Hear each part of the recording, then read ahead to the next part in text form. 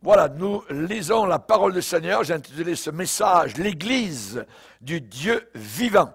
L'Église du Dieu vivant, cette entité tout à fait unique ici-bas sur la terre. Donc, et nous allons lire dans 1 Timothée, chapitre 3, à partir du verset 14. C'est Paul qui écrit à ce jeune pasteur « Je t'écris ces choses avec l'espérance d'aller bientôt vers toi. Mais afin que tu saches, Timothée avait besoin de savoir certaines choses, afin que tu saches, si je tarde, comment il faut se conduire dans la maison de Dieu. » C'est qui cette maison de Dieu? Qui est l'Église, l'Ecclésia, l'Église du Dieu vivant, la colonne et l'appui de la vérité. L'Église du Dieu vivant, la colonne et l'appui de la vérité. Seigneur, nous te bénissons, nous te glorifions pour cette idée magnifique, majestueuse, grandiose, que tu as eu un jour de fonder, de bâtir l'Église du Dieu vivant. Tu as dit, je bâtirai mon Église et les portes du diable, de l'enfer, ne prévaudront pas contre elle. Nous te bénissons, Seigneur, pour cette entité insubmersible, invincible. Nous te demandons de nous aider à comprendre, Seigneur, ce qui est véritablement l'Église du Dieu vivant. Amen. Et tout le peuple dit Amen. Gloire à Dieu. On peut s'asseoir, frères et sœurs, chers amis. Alléluia. Gloire à Dieu.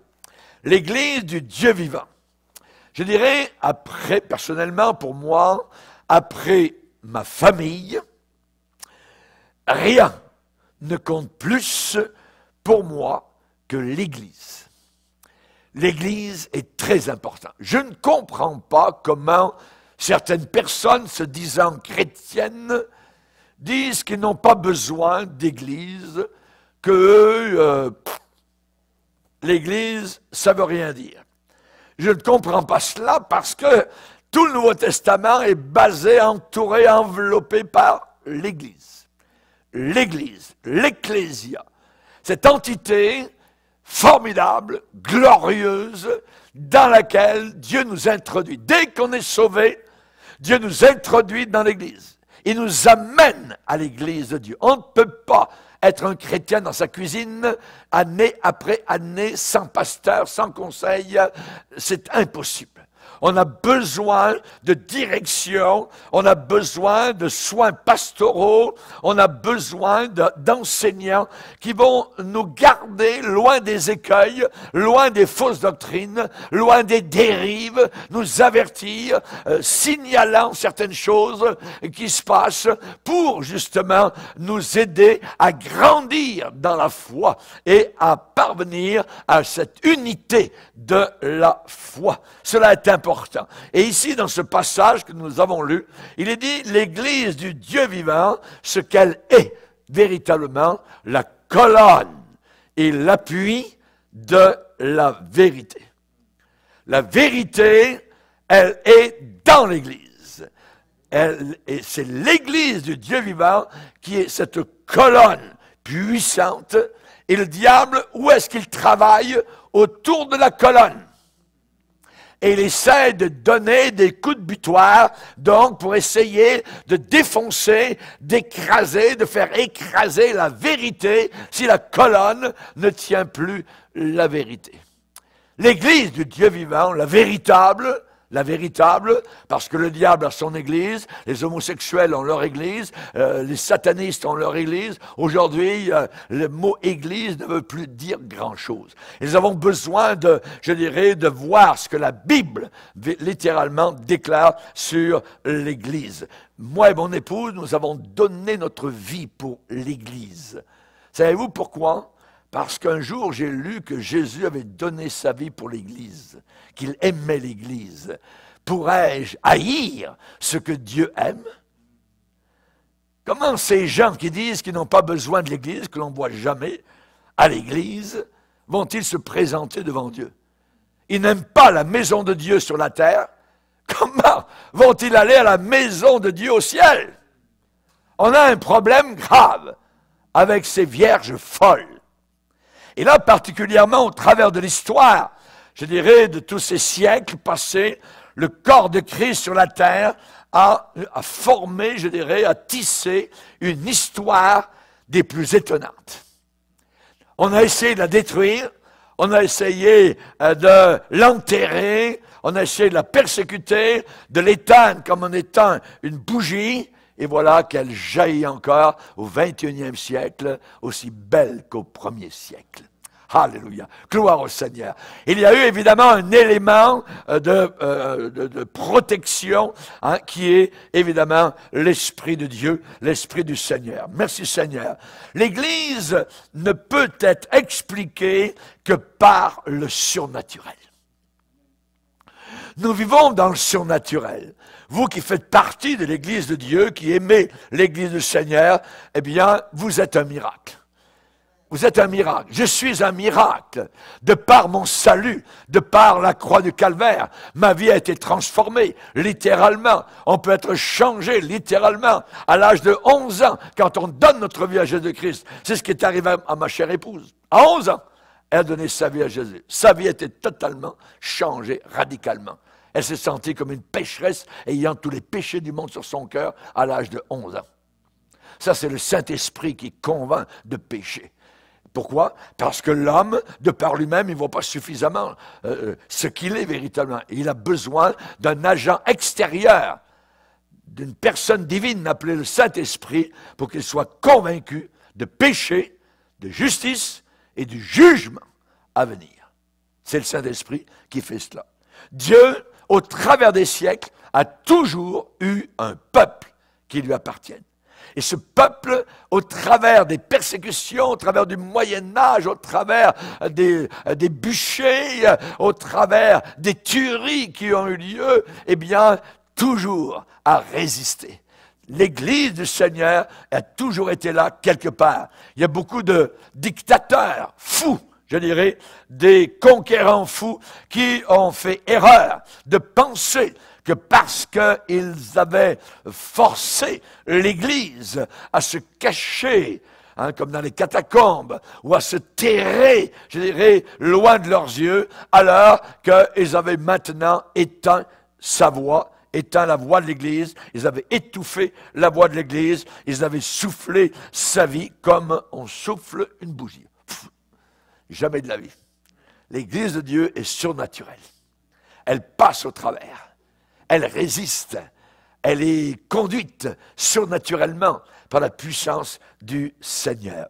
Vous savez, il peut y avoir une rivière, quelque part, tumultueuse, puissante, et qu'il y a des flots, je dirais, tumultueux, mais cette rivière, eh bien, n'a pas son courant diminué parce qu'elle est forcée, à un moment donné de son cours, de passer sous la terre. Elle n'est pas diminuée.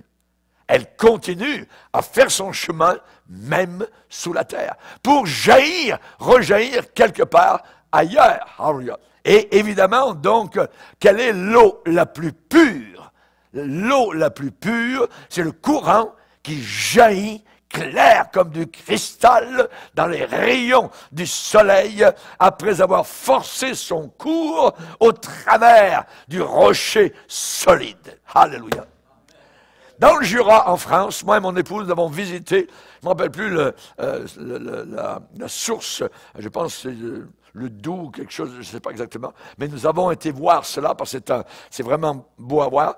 C'est une rivière qui jaillit littéralement d'un rocher, d'un immense rocher, donc d'une sorte de mini-montagne. Et là, donc, on descend en bas, il y a des escaliers, tout ça, les touristes peuvent voir. Et là, tout d'un coup, là, au milieu, je dirais, de la roche, jaillit un courant qui fait, je dirais, un bruit infernal. Et cette eau, elle est limpide, elle est, je dirais, cristalline, elle est froide comme de la glace. Elle sort au travers, donc, du rocher. C'est majestueux. et c'est puissant. L'Église de Dieu, même si elle doit passer sous terre, quelque part, elle va jaillir puissante, elle va jaillir cristalline, pure, belle. Alléluia. Gloire au Seigneur. Dieu a toujours eu un peuple quelque part, au travers de tous les siècles. Au travers de tous les siècles. Amen. Gloire au Seigneur. C'est vrai qu'il y a eu des charlatans, au travers, je dirais, des blablateurs, des faux prophètes, qui, comme Simon, le magicien, ont cherché à troquer, à échanger la puissance de Dieu qui ne peut pas être achetée ni vendue. Cette puissance ne peut être que donnée et reçue. Alléluia. Pierre a dit au paralytique, je n'ai ni or ni argent, mais ce que j'ai quelque chose. Ce que j'ai, je vais te le donner. Au nom de Jésus-Christ, lève-toi et marche. Alléluia. Et l'homme a senti, alléluia, 100 000 watts passer au travers de son corps. La puissance de Dieu l'a relevé et il a sauté. Amen. Il est entré dans le temple, ce qui lui était interdit auparavant. Amen. Aucun boiteux, aucun paralytique ne pouvait entrer dans le temple à Jérusalem. Et maintenant, voilà qu'il entre dans le temple. Il saute de joie. Il glorifie le Seigneur. Tout le monde est ébahi parce que le flot de Dieu a jailli dans son corps et l'a relevé. Amen. Gloire au Seigneur. Et changer cette puissance, on ne peut pas le faire. Simon le magicien voulait acheter avec de l'argent. Il a dit à l'apôtre Pierre, je vais vous donner de l'argent, donnez-moi votre puissance. Vous voyez, comme on fait parfois lorsque les gens ont des pouvoirs occultes, et ça passe de père en fils, tout ça, et ils donnent à leur enfant pouvoir d'arrêter le sang, de faire toutes sortes de bébelles diaboliques et occultes. Vous voyez. Donc, et cet homme-là, ce Simon le magicien, eh bien, n'a pas pu arriver à ses fins avec l'apôtre Pierre. L'apôtre Pierre lui a dit, tu es dans les liens du péché, tu es dans les liens de l'iniquité, tu es mieux de te repentir, sinon ça va aller mal avec toi. Voyez. Donc, on voit que Dieu a toujours eu un peuple, des hommes et des femmes qui ne peuvent pas être achetés. Qui ne peuvent pas être achetés. Ça veut dire quoi? Ça veut dire des gens dont la bouche est libre. Aujourd'hui, le problème, c'est que les pasteurs, les ouvriers ou les chrétiens ont la bouche pleine d'argent et ne peuvent pas parler, ils sont achetés. Et quand vous êtes acheté par un salaire misérable, voyez, vous n'êtes plus un homme de Dieu, parce que vous ne dites plus ce que les gens devraient entendre. Si par exemple, vous êtes sur une route et que vous savez que derrière vous, la route, eh bien, c'est un trou, voyez. Il y a un problème, vous voyez, la route a cassé, là, il y a un tremblement de terre ou quoi que ce soit, et vous êtes là et vous pouvez faire deux choses. Les voitures maintenant qui s'en viennent, vous pouvez vous mettre au milieu et dire « Hé, arrêtez, il n'y a plus de route !» Ou bien vous pouvez les regarder passer, vous savez où est-ce qu'ils vont, et vous arrivez, pouf, et ils descendent, et ils descendent, et ils descendent. Et cela est terrible, évidemment, donc, aux yeux du Seigneur, on appelle ça des traîtres à la parole de Dieu. Et là, particulièrement, on voit que tout homme de Dieu doit avoir la bouche libre. Absolument, absolument. Par exemple, dans Malachie, il est dit, en parlant des fils de Lévi, ceux qui travaillaient, je dirais, dans le ministère du Seigneur, eh bien, il est dit que la loi de la vérité était dans sa bouche. Car les lèvres du sacrificateur doivent garder la connaissance. Et c'est à sa bouche qu'on demande la vérité, la loi de Dieu. Et lorsque la bouche de quelqu'un, évidemment, est achetée, voyez, comme la bouche du pape, par exemple, hein, qui commence à dire au monde entier que toutes les religions sont bonnes et tout ça, il n'y a pas d'enfer, hein, il va falloir changer la Bible parce que la Bible, hein, elle est contre les homosexuels, et là, il va falloir vraiment changer ça parce que c'est un vieux livre du Moyen-Âge, voyez, ainsi de suite. Il le dit ouvertement, donc au monde entier. Hein, voilà un faux prophète, voilà donc quelqu'un dont la bouche est sale, dont la bouche est perverse, dont la bouche est tordue, dont la bouche est diabolisée, donc avec de l'occultisme. Pourquoi? Parce que ce n'est pas la vérité. Et là particulièrement, donc en toute saison, en toute génération, Dieu a toujours eu un peuple authentique. Nous sommes dans notre génération, elle est ce qu'elle est, mais Dieu nous a fait naître dans cette génération. Et c'est là où nous devons briller. Il n'y a pas d'autre lumière ici-bas que l'Église du Dieu vivant. Amen. Alléluia. Il n'y a que nous, Jésus dit, vous êtes la lumière du monde. Vous êtes la lumière du monde. Il n'a pas seulement dit, vous allez éclairer. Il dit, vous êtes la lumière. Vous êtes la lumière.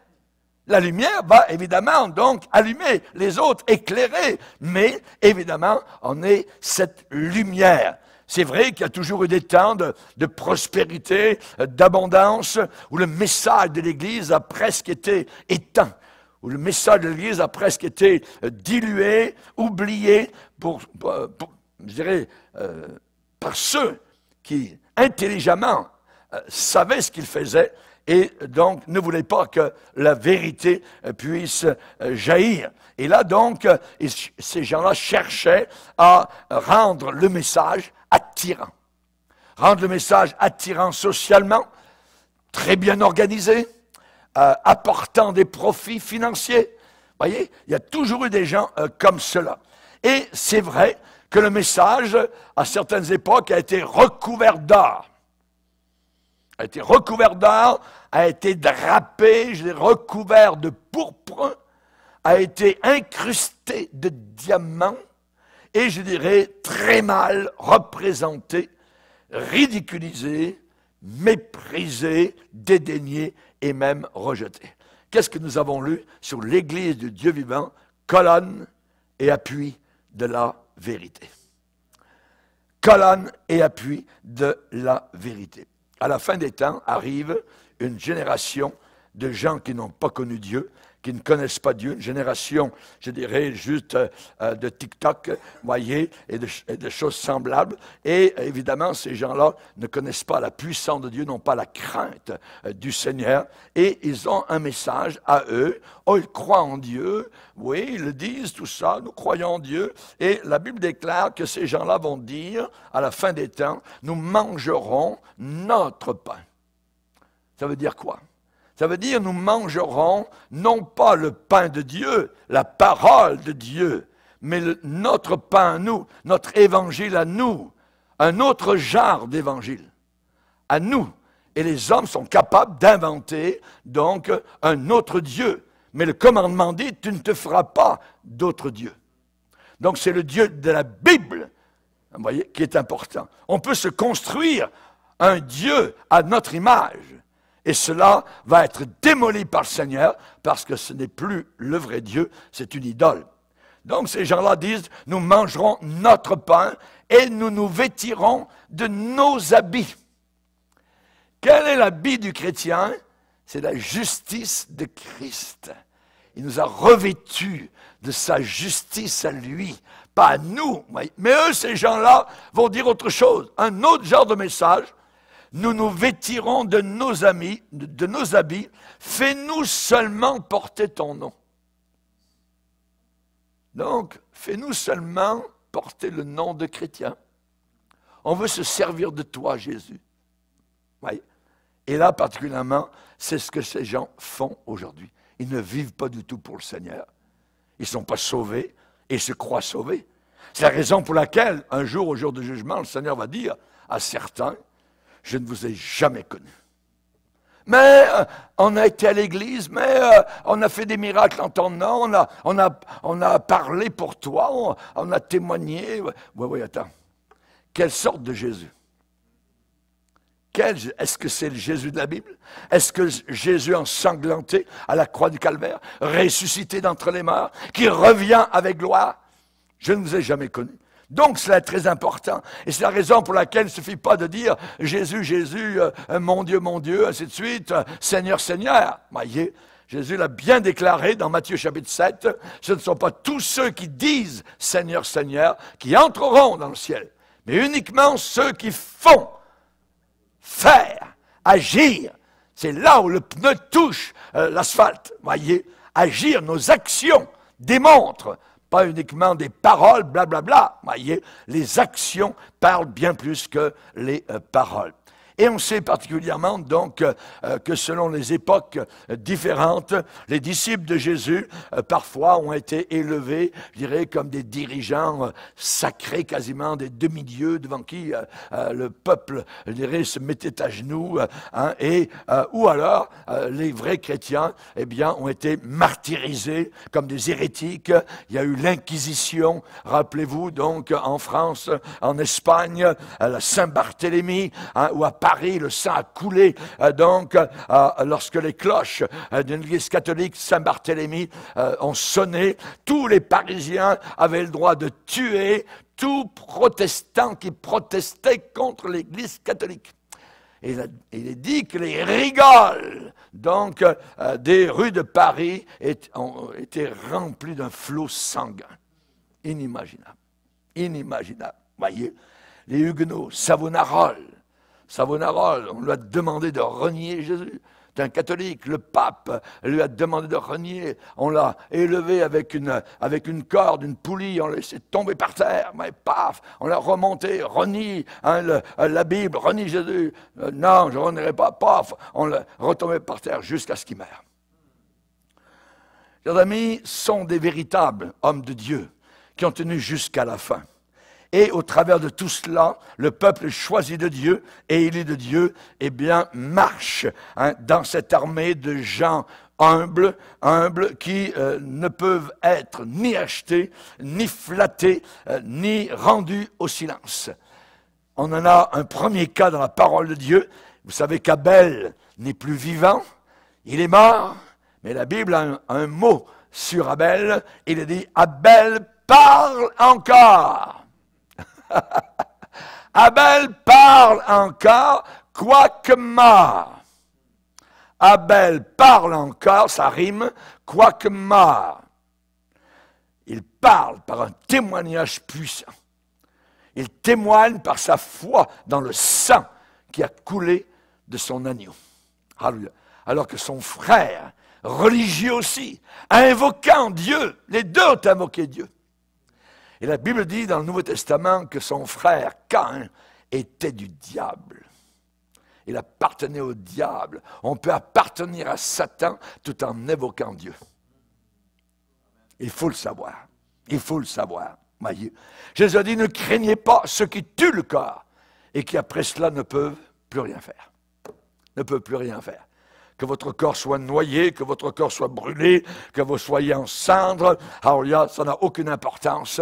Amen. L'important, c'est que le Dieu de la résurrection, alléluia, va ressusciter, amen, toutes les cendres, va rassembler toutes les molécules avec un corps de puissance, un corps de gloire qu'il va vous accorder à chacun. Alléluia. Gloire au Seigneur. Que l'Église soit l'Église, pas un club social.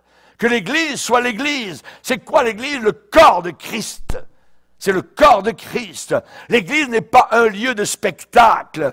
L'Église n'est pas une merveille architecturale. Oh, regardez les belles arabesques ici, tout ça, c'est magnifique, quelle belle église, oh, quelle belle cathédrale. Ouais.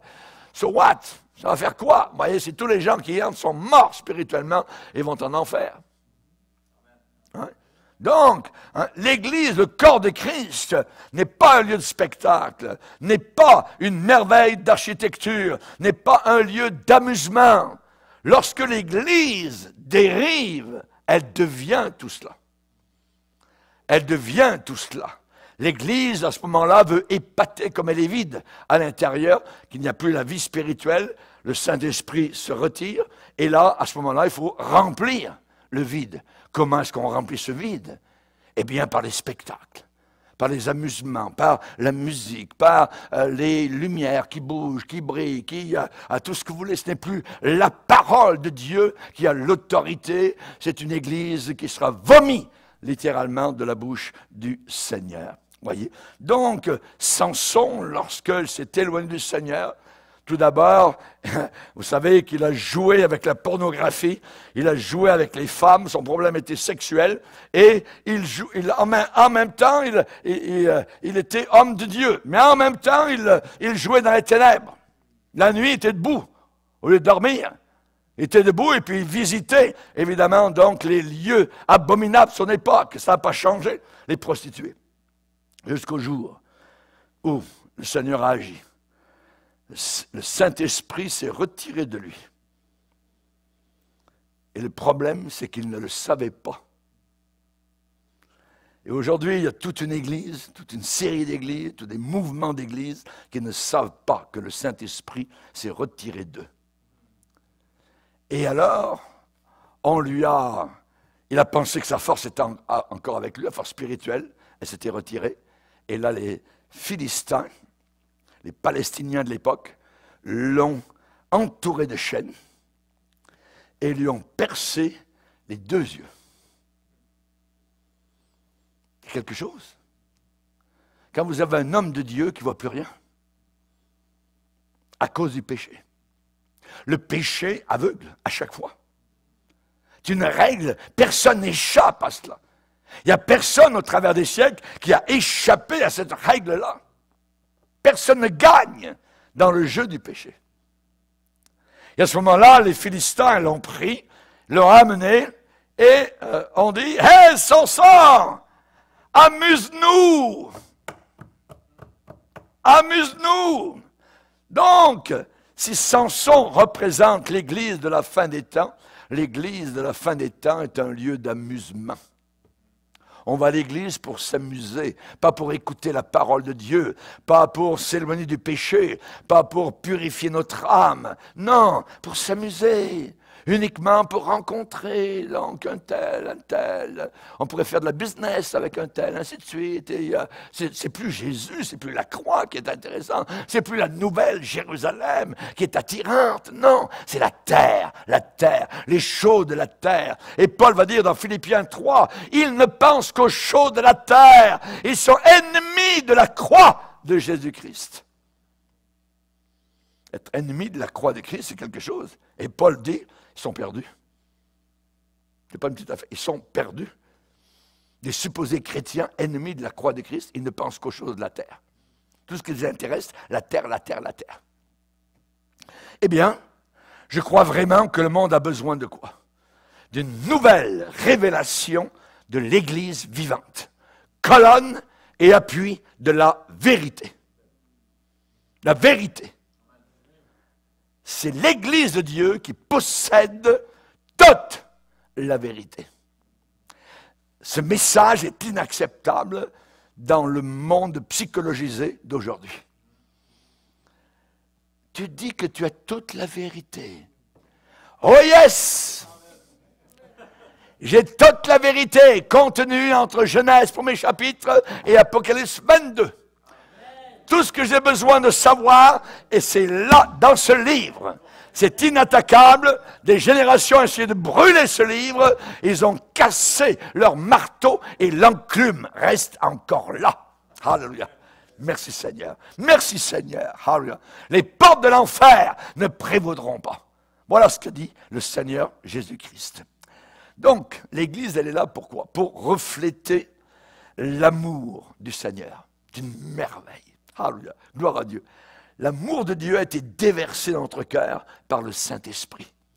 Là où auparavant c'était la pourriture, la saleté, la haine, les mauvaises paroles, ainsi de suite. Maintenant, alléluia, c'est autre chose. C'est un monde totalement différent. Totalement différent.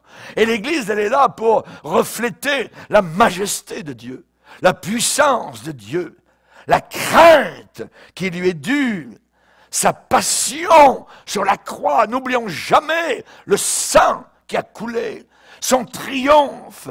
Et quand on commence à réaliser ce qu'est véritablement l'Église du Seigneur, eh bien on peut s'attendre à beaucoup de l'Église. Pourquoi? Parce que je crois vraiment que le monde ne sait pas ce qu'est l'Église. Et parfois, nous comme chrétiens, nous ne le savons pas, ou plus. Pourquoi? Parce qu'il existe aujourd'hui, dans beaucoup de cœurs, une faim. Des gens qui ont faim. Ils n'ont pas faim du pain, ou de dessert, ou de gâteau.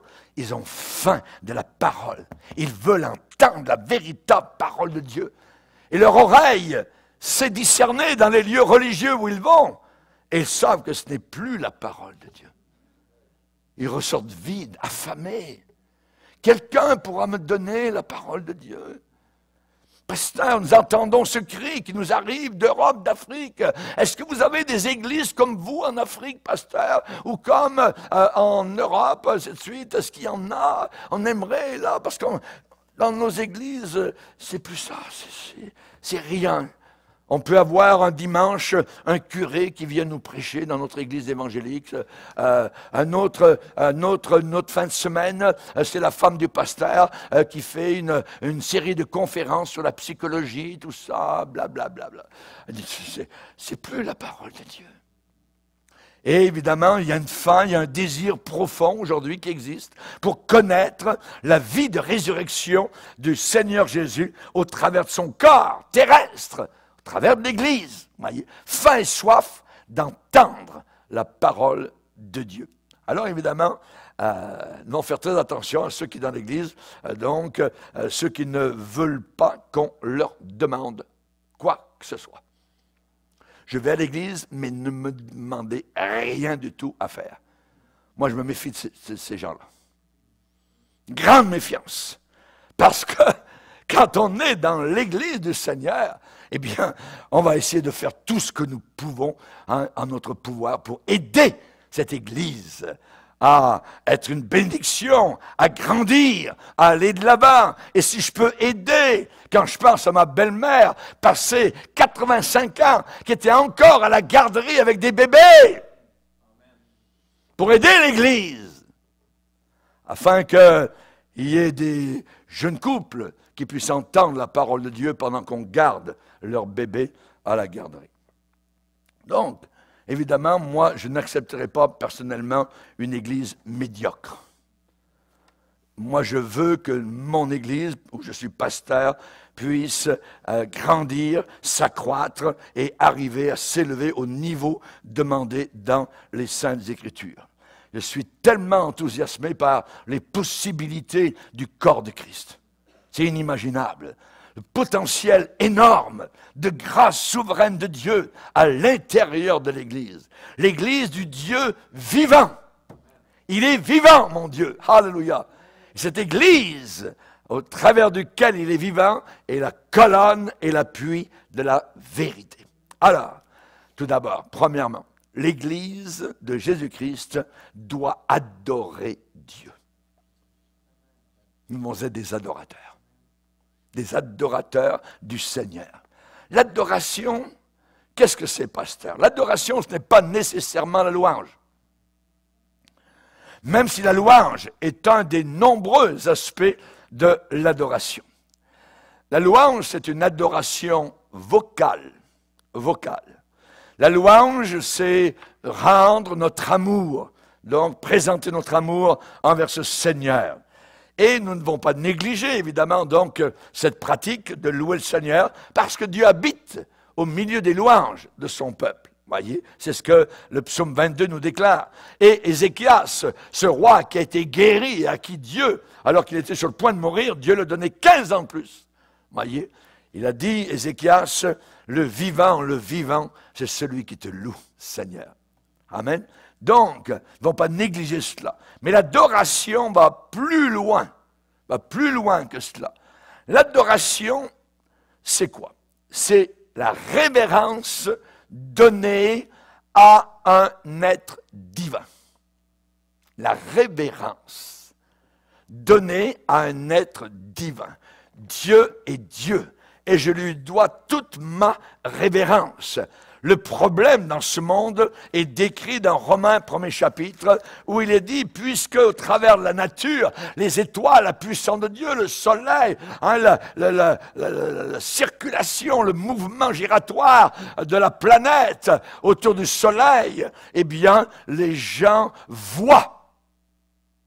Ils voient à l'œil, depuis la création du monde, les perfections invisibles de Dieu. Il voit sa puissance éternelle et il voit sa divinité. Tout le monde voit cela. Et la Bible dit, ils sont donc inexcusables, sans aucune excuse. puisque, ayant connu Dieu, ils savent que Dieu existe, ils ne l'ont pas glorifié comme Dieu et ils ne l'ont pas rendu grâce. Ils n'ont pas remercié. Voyez? Donc, ça veut dire qu'ils ne l'ont pas adoré. Ils n'adorent pas Dieu. Adoration revient 112 fois dans la Bible, dont 86 fois une adoration qui nous fait prosterner devant Dieu, plier nos genoux devant Dieu, devant sa puissance. Un jour, un athée a dit, il n'y a pas de pire chose, de pire abomination que de voir quelqu'un à genoux devant son Dieu.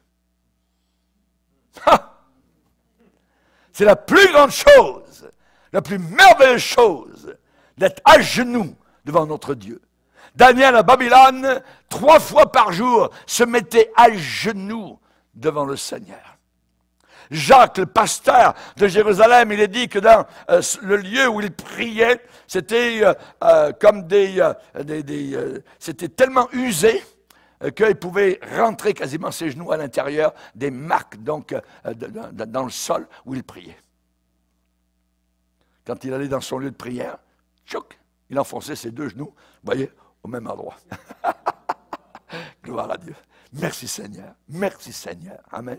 Et l'apôtre Paul, Paul est merveilleux. Et il va dire, à cause du salut, à cause de ce que je connais, je fléchis les genoux devant le Père.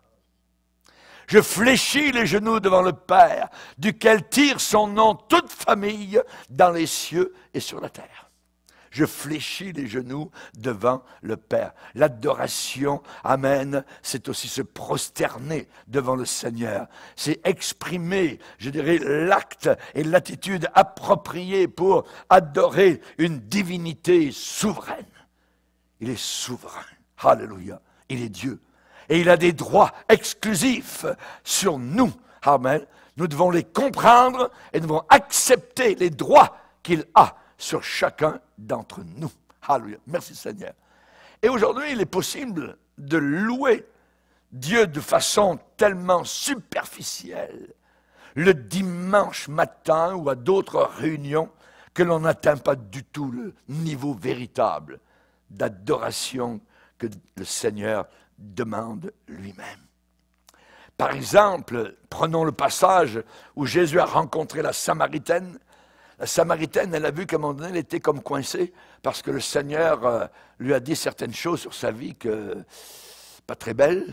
Hein? Et elle dit, je vois que tu es un prophète. Et là, elle veut dériver la conversation qui était sur elle, plein feu sur elle. Elle a dit, ouais, mais Jésus, où est-ce qu'il faut aller adorer? C'est quoi la bonne religion?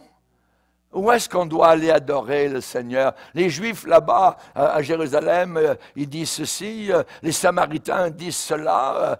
C'est quoi la bonne chose? Oui. Lisez. Vous allez voir comment le verbe adorer va venir, ou le mot adoration, 10 fois. 10 fois en 1, 2, 3, 4, en 5 versets. C'est terrible. Regardez, Jean 4, verset 20. Jean 4, verset 20. Nos pères ont adoré sur cette montagne. Et vous dites, vous, les Juifs, que le lieu où il faut adorer est à Jérusalem. Femme, lui dit Jésus, crois-moi, l'heure vient où ce ne sera ni sur cette montagne, ni à Jérusalem, que vous adorerez le Père. Vous adorez ce que vous ne connaissez pas. Imaginez. Nous adorons ce que nous connaissons, car le salut vient des Juifs. Mais l'heure vient, et elle est déjà venue, où les vrais adorateurs adoreront le Père en esprit et en vérité. Car ce sont là les adorateurs que le Père demande. Dieu est esprit et il faut que ceux qui l'adorent en esprit et en vérité. Amen. Alléluia. Moi, je veux que dans cette assemblée, on adore le Seigneur en esprit et en vérité. Amen. Et à ce moment-là, nous sommes parvenus à la véritable adoration que le Seigneur demande. L'adoration, c'est plus qu'un beat. L'adoration, c'est plus qu'une émotion. C'est plus que danser sur les ailes d'une église sur un rythme israélien. Non, non, non. C'est un acte par lequel on se livre, on s'abandonne totalement et exclusivement à Dieu. Il est à moi, je suis à lui. Voilà la bien-aimée et le bien-aimé du Cantique des Cantiques. Et au psaume 100, il est déclaré, poussez vers l'Éternel des cris de joie, entrez dans ses portes avec des louanges, dans ses parvis avec des cantiques, célébrez-le, bénissez son nom, parce qu'il est bon, sa bonté dure toujours, sa fidélité de génération en génération. Il est fidèle. Il est fidèle. Amen. Alléluia. Gloire au Seigneur. Gloire au Seigneur. Donc, c'est une attitude qui accepte que nous sommes la propriété de Dieu. Nous appartenons à Dieu. Nous sommes sa propriété. Il nous a achetés. Il nous a rachetés au prix de son sang. Il a payé quelque chose pour que nous soyons à lui. Alléluia. Merci Seigneur. Donc, je lui appartiens. Alléluia. Et cette propriété ne doit jamais être mise en doute par l'adorateur et l'adoratrice. Amen. Alléluia. Gloire au Seigneur. J'appartiens au Seigneur. Je t'appartiens au Seigneur. Je suis à toi. Alléluia. Gloire au Seigneur. Je vais vous dire quelque chose avec toute la révérence due, qui se peut fort bien qu'une personne qui loue Dieu quitte à la fin de la réunion l'assemblée et aille commettre adultère. Tout de suite. Il vient de louer Dieu et paf, il va commettre adultère, je dirais, dans l'heure qui suit. Vous devez savoir ça. Mais celui qui adore Dieu véritablement accepte le droit de propriété de Dieu sur sa vie. Et l'adultère ne peut pas être approuvé en aucune occasion. Pas un seul instant. Pas un seul instant. Pour une adoratrice ou un adorateur, comme la Bible le demande, en vérité, la sainteté est obligatoire. La sainteté est obligatoire. Le Seigneur demande de vrais adorateurs. Le contraire, c'est de faux adorateurs. Ça existe. Par milliers. Le Seigneur demande de véritables adorateurs. Il y a beaucoup de déclarations dans le Nouveau Testament au sujet de l'adoration des premiers chrétiens. Et on ne nous laisse aucun doute là-dessus. Une telle adoration incluait quoi? Une telle adoration incluait la prédication. Pendant que je suis en train de prêcher, j'adore Dieu. Pendant que vous m'écoutez, vous êtes en train d'adorer Dieu. Vous entendez sa parole. C'est une adoration. Et c'était au premier siècle comme cela. Des enseignements loin du Saint-Esprit. L'adoration incluait des prières, incluait des paroles prophétiques, incluait la Sainte Seine, incluait des messages en langue avec interprétation. Ça incluait les dîmes et les offrandes, des dons d'argent. On adore Dieu quand on apporte nos dîmes au Seigneur.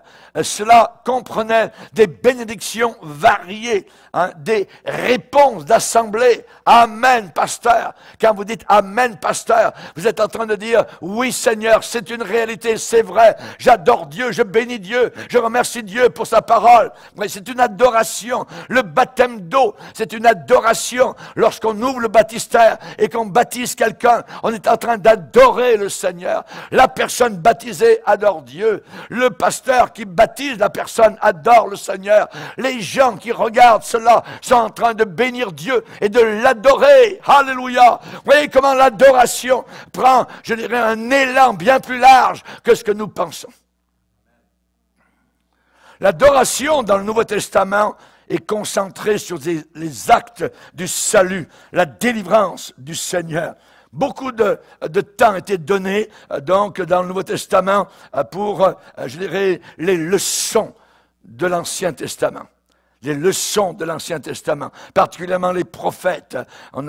Ils parlaient d'Ésaïe, Jérémie, Ézéchiel, les œuvres de Jésus-Christ, les paroles de Jésus. Qu'est-ce que Jésus a dit? Les enseignements des apôtres, les écrits de Paul, de Pierre, de Jacques, de Jean. Ceux qui avaient le don de prophétie étaient encouragés à dire, à proclamer ce que le Saint-Esprit leur commandait de déclarer. Ça, c'était la doctrine apostolique, et l'enseignement donc était de cette manière-là très très important, et il persévérait dans ces choses-là, persévérait dans la Sainte Seine, persévérait dans les prières, persévérait dans l'adoration, il persévérait dans la saine doctrine. C'est une adoration envers le Seigneur. Ne vous y trompez pas, ne faites pas d'erreur. La doctrine, l'enseignement sont des ingrédients vitaux dans l'adoration des églises du Nouveau Testament. Je ne trouve aucun endroit dans la Bible où les apôtres cherchaient de nouvelles choses. On entend ça depuis 50 ans maintenant dans l'Église. Ah, moi, je sais pas, je cherche la vérité, tout ça. Mais est-ce que tu es sauvé? Normalement, si tu es sauvé, tu as trouvé la vérité, tu ne la cherches plus. Dans les églises, ils cherchent des nouvelles choses, voyez, des nouvelles choses. Je trouve nulle part. Nous avons tout, le canon des Écritures est terminé dans Apocalypse 22. Nous avons tout ce dont nous avons besoin. Alléluia. La Bible dit que sa divine puissance nous a donné tout ce qui contribue à la piété. Tout. En Jésus, nous avons tout. On n'a pas besoin de psychologues, on n'a pas besoin de gens qui arrivent avec Freud en mélangeant la soupe avec la Bible et la psychologie. Non, n'en voulons pas de cela. Donc, ils trouvaient plutôt leur délice à découvrir que eux-mêmes étaient l'accomplissement de l'alliance d'Abraham, d'Isaac, de Jacob, au travers de Jésus-Christ, le Messie.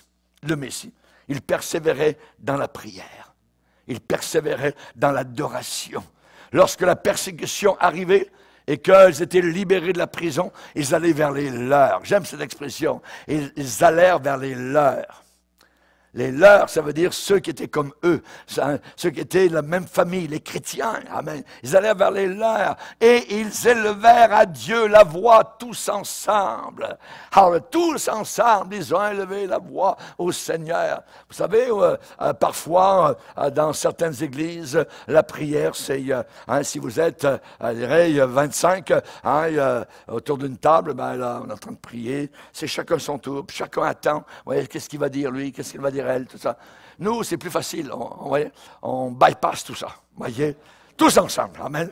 Tous ensemble, on loue le Seigneur, on adore Dieu. Amen. Parle à ton Dieu, mon frère, ma soeur. J'ai pas besoin de savoir ce que tu es en train de lui dire. Tu n'as pas besoin de savoir ce que je lui dis. Mais ensemble, on va élever la voix tous ensemble à Dieu. Amen. On va le bénir, on va le glorifier, on va l'adorer. Amen. On va pleurer devant lui, on va se réjouir devant lui. Amen. C'est ça, la liberté que nous avons dans le Seigneur Jésus-Christ par le Saint-Esprit. Alléluia. Gloire à Dieu. Et notre modèle d'adoration, eh bien, il est bien déclaré définitivement dans le Nouveau Testament. Les assemblées chrétiennes se réjouissaient de l'accomplissement de la promesse de Dieu donnée aux patriarches dès les temps anciens, aux prophètes, et ils attendaient donc avec un grand désir, le point culminant de son œuvre au dernier jour, amen, l'enlèvement. Ils attendaient l'enlèvement au 1er siècle.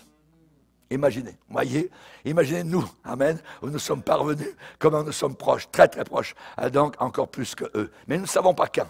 Et le Seigneur n'a jamais voulu nous dire quand est-ce qu'il allait venir, justement pour que nous soyons tout le temps sur nos gardes. Alléluia.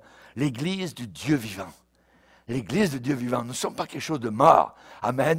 Alléluia. Jésus a dit, si la tête est vivante, le corps sera vivant. Si votre tête est vivante, voyez, si ça bouge quelque part en haut, là, voyez, ça veut dire qu'en bas aussi ça bouge. Amen.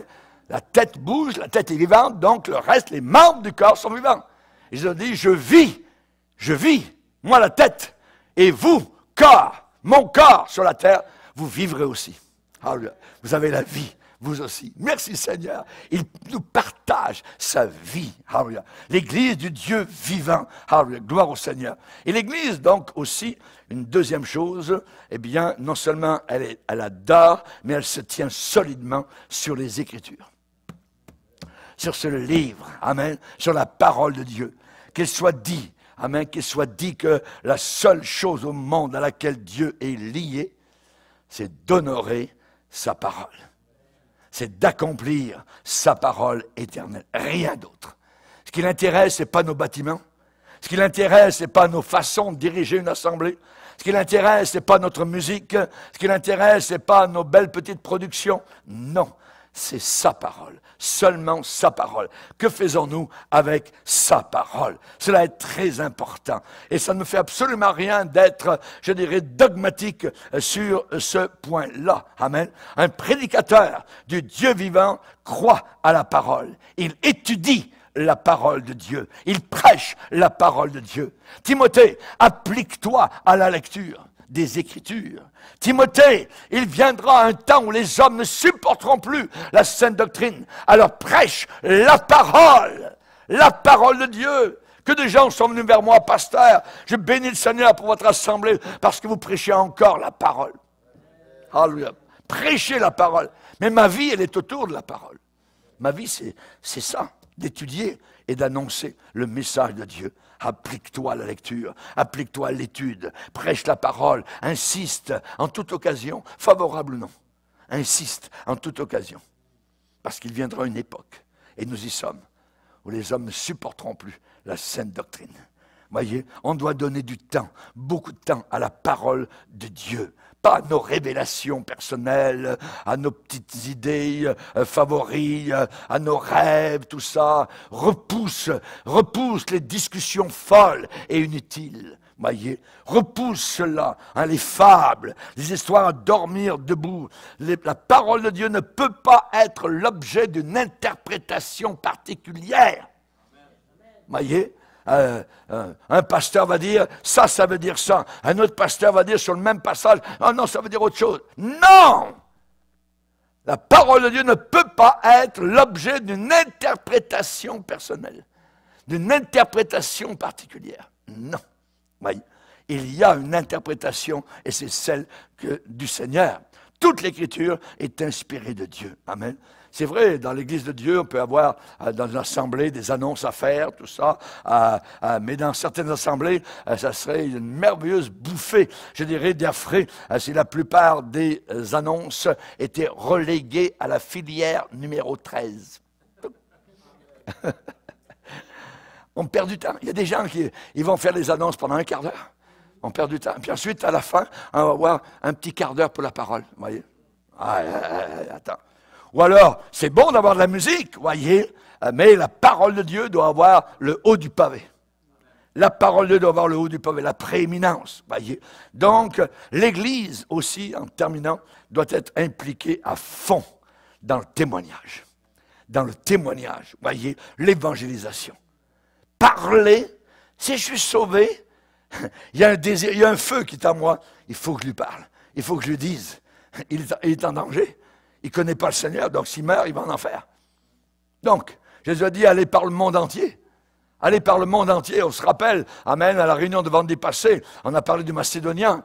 Au secours, voyez, viens nous secourir. Les gens ont besoin de secours. Le seul secours véritable, c'est l'Évangile. On leur lance la bouée de sauvetage. Certains s'y agrippent, d'autres la rejettent. À leur risque et péril. À leur risque et péril, voyez. Donc, le témoignage, eh bien, c'est une place importante dans l'Église du Seigneur. Alléluia. C'est une commission, c'est un commandement. C'est pas optionnel. C'est pas à débattre, un peut-être. Donc, non, c'est un must. Il faut que je parle de Jésus. Cette semaine, Seigneur, permets-moi que je rencontre des personnes et je vais leur parler de toi. Amen. Si vous ne foncez pas dans le tas, demandez au Seigneur, amen, qui vous amène quelqu'un. Amen. Et parlez-lui de Jésus. Parlez-lui du Seigneur Jésus. Alléluia. Gloire au Seigneur. Et donc, on sait particulièrement que l'évangélisation mondiale commence avec l'Église qui enseigne à ces gens comment partager leur foi. Il faut que nous partagions notre foi. On a un trésor immense. On est rempli de joie, d'espérance. Le monde est pessimiste, le monde s'enfonce. Voyez, alléluia. Un chrétien qui ne témoigne pas. C'est quoi? Pour vous faire la chose imagée, je vais vous le dire, c'est une voiture qui ne peut ni avancer, ni reculer. C'est le chrétien qui ne témoigne jamais. On a ce genre de chrétien-là. On a des personnes qui sont au travail depuis des années, et un jour arrive un chrétien, et lui, il lève son pavillon. « Hey les gars, je suis chrétien. »« Ah ouais, ça? » Et il y a une petite voix à côté, il y a une dame qui travaille là depuis 25 ans. Elle dit, moi aussi je suis chrétienne. Et les autres disent, elle aussi, elle ne nous a jamais parlé de Jésus. Et toi tu viens d'arriver, c'est ta première semaine, et tu nous parles de Jésus. Rendez-vous compte. Rendez-vous compte. Un chrétien qui ne témoigne pas, c'est un puits. Qu'est-ce qu'il y a dans un puits? De l'eau. Mais un chrétien qui ne témoigne pas, c'est un puits sans eau. Il n'y a pas d'eau. Il n'y a pas d'eau. Ou alors, c'est un restaurant, vous entrez, mais il n'y a aucune nourriture dans le restaurant. C'est un chrétien qui ne témoigne pas. Il ne témoigne pas parce qu'il n'y a rien dans son cœur, ou alors, est-ce qu'il est chrétien? Est-ce qu'il est chrétien? Faites-vous partie d'une telle église où on ne témoigne jamais? Ou bien est-ce que vous allez témoigner? On a besoin de comprendre que Jésus a aimé l'église et s'est donné lui-même pour elle. Comme le Père m'a envoyé, moi aussi, je vous envoie. Je vous envoie faire quoi? Témoigner. Parler de moi. Parler de ce que j'ai fait pour vous.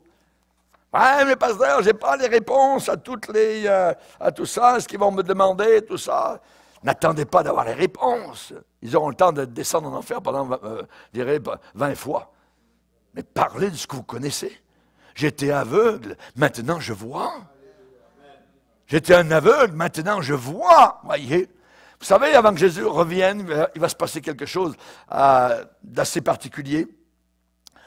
C'est que sur, on va dire, une assemblée de 300 personnes. Sur une assemblée de 300 personnes, je pose la question, qui veut la puissance de Dieu? 270 mains vont se lever. Je pose une autre question, qui veut la pureté du Seigneur? 30 mains vont se lever. La pureté, c'est ce qui vous donne la puissance de Dieu. Elle est là, dans la pureté. Dans la pureté. Voyez. L'apôtre Pierre a dit au conseil de Jérusalem ce qui est arrivé chez Corneille, ayant purifié leur cœur par la foi. Ils ont reçu eux aussi le même baptême dans le Saint-Esprit. Le juste a de l'assurance. Ce n'est pas le chrétien, le juste a de l'assurance. Si vous êtes injuste, vous n'avez aucune assurance.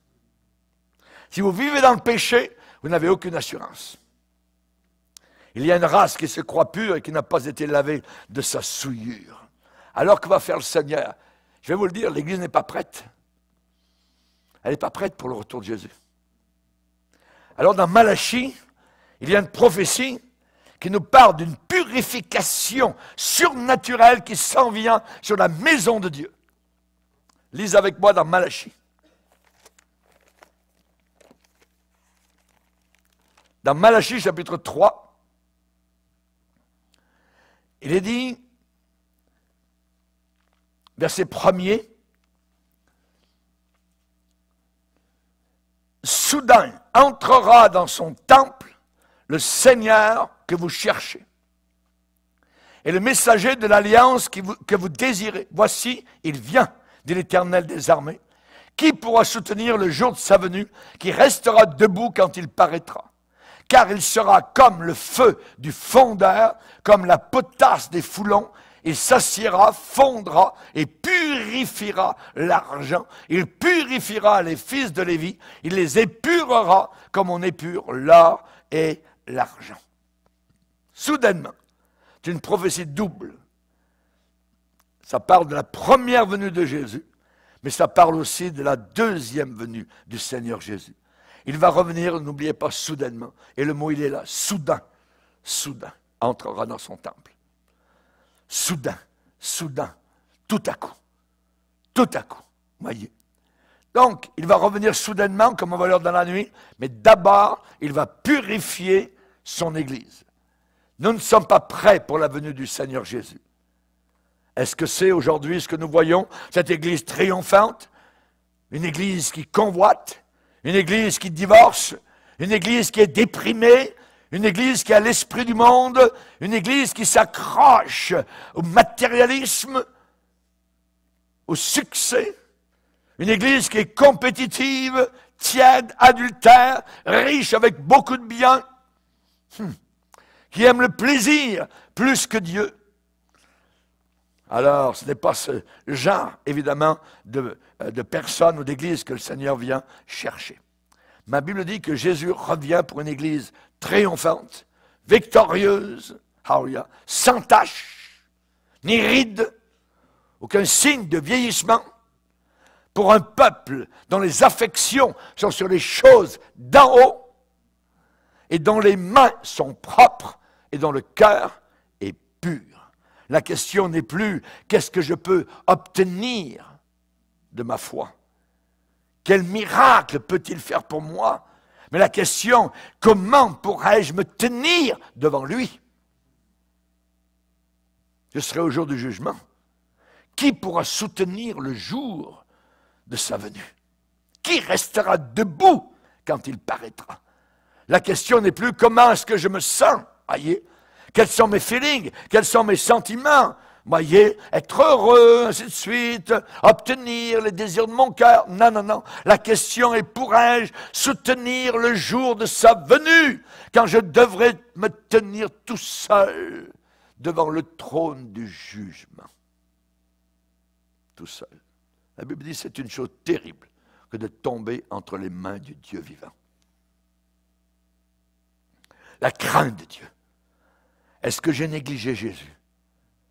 À cette heure de minuit, la Bible dit cessez, arrêtez d'être négligent. Placez la parole de Dieu en premier, adorez le Seigneur avec vérité. C'est cela qui est important. Être vrai avec soi, être vrai avec Dieu, être honnête, l'honnêteté. Ça s'appelle aussi l'intégrité. Être au dehors ce que je suis au dedans. C'est l'intégrité. Baissons nos têtes et prions Dieu. Seigneur, nous sommes devant toi. Tu es le grand Dieu vivant, Dieu tout-puissant.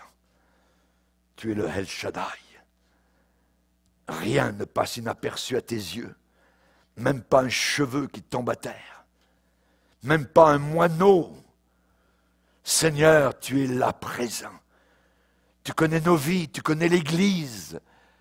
Et Seigneur, nous voulons faire partie de cette Église victorieuse, triomphante, sans ride, ni rien de semblable, pure, propre, prête à combattre l'ennemi, les démons de l'enfer, à repousser le mensonge, l'impureté. Nous te demandons, Seigneur Jésus, que l'Esprit de Dieu vienne sur nos vies, nous saisisse. Nous ne voulons pas être un Samson avec les deux yeux percés, en train de faire rire, en train d'amuser les païens. Seigneur, nous voulons être cette colonne, appui de la vérité jusqu'à la fin. Nous voulons faire partie de ce que tu as bâti. Je bâtirai mon Église. Les portes du diable de l'enfer n'auront pas la victoire sur cette Église. Merci Seigneur, dans le nom puissant de Jésus. Amen. Et tout le peuple dit Amen. Amen. Levons-nous ensemble devant le Seigneur. Alléluia.